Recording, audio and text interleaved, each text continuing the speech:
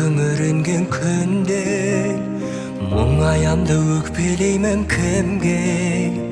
келем үнсіз аңдамай өкініш пе бұл қалай жеткізбейтін арман-ай өтеді өмір шалғанай амал бар ма өмір осылай